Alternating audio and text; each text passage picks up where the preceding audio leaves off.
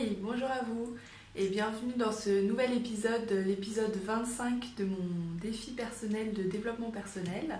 Donc pour ceux qui ne me connaissent pas, je suis Marion Allègre, je suis interne en médecine générale et puis à côté de ça, je suis aussi coach en développement personnel.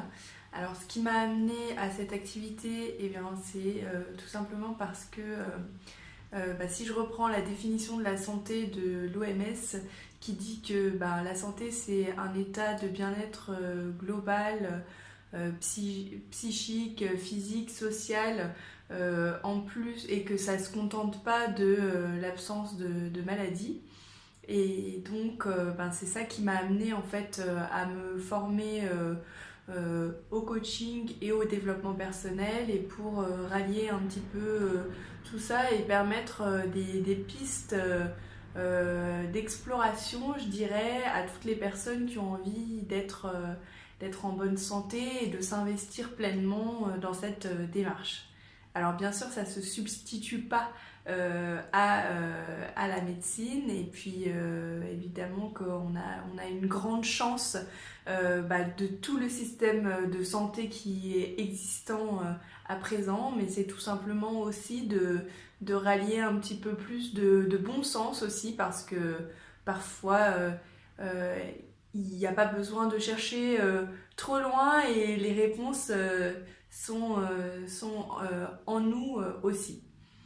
Donc aujourd'hui dans cet épisode numéro 25, on va voir la guérison des blessures de l'âme et puis ensuite vous allez voir que donc, dans les épisodes suivants on va voir les blessures plus précisément. Aujourd'hui dans cet épisode j'avais envie de vous parler de pourquoi en fait j'ai envie de vous parler de la guérison justement des blessures. Alors pourquoi les blessures de l'âme dans ce parcours par rapport aux frustrations? Eh bien tout simplement parce que chaque personne a une sensibilité différente et donc dans une journée on est amené en fait à rencontrer des émotions en fonction aussi de notre sensibilité.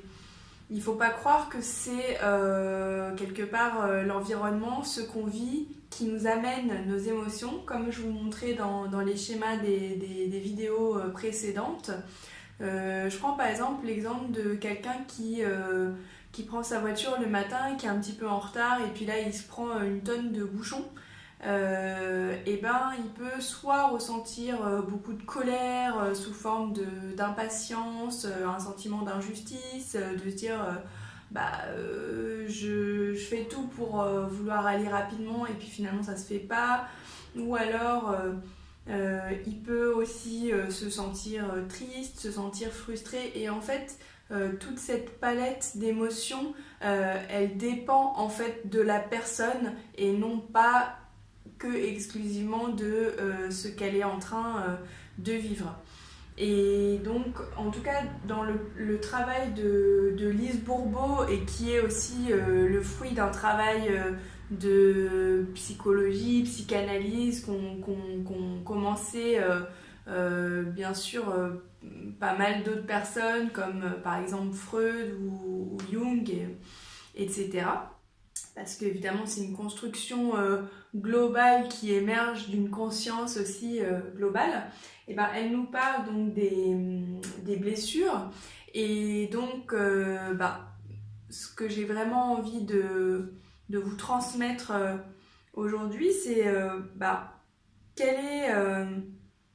d'observer en fait quelles sont les émotions qui vous reviennent le plus souvent dans votre journée et de prendre du temps chaque jour pour apprivoiser en fait quelque part cette sensibilité là et vraiment aller chercher en fait, vous demander qu'est-ce qui vous a vraiment embêté aussi dans ce qui vous est arrivé et pour mieux l'accepter.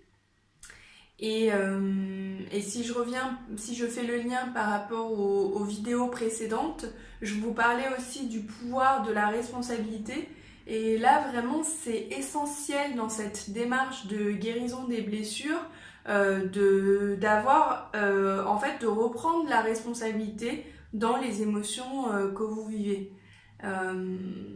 Si vous restez spectateur et passif en fait dans tout ce qui vous arrive, le risque c'est qu'en fait vous allez jamais tirer les leçons et en fait vous allez continuer de revivre chaque jour les mêmes expériences, ressentir les mêmes émotions et toujours refourguer, j'allais dire, la faute sur l'environnement, et malheureusement vous n'allez pas pouvoir en tirer un enseignement. Donc du coup, pour cet épisode 25, la clé, c'est vraiment l'observation des émotions que vous vivez au quotidien. Et puis donc, dites en commentaire quelles sont les émotions qui reviennent le plus souvent.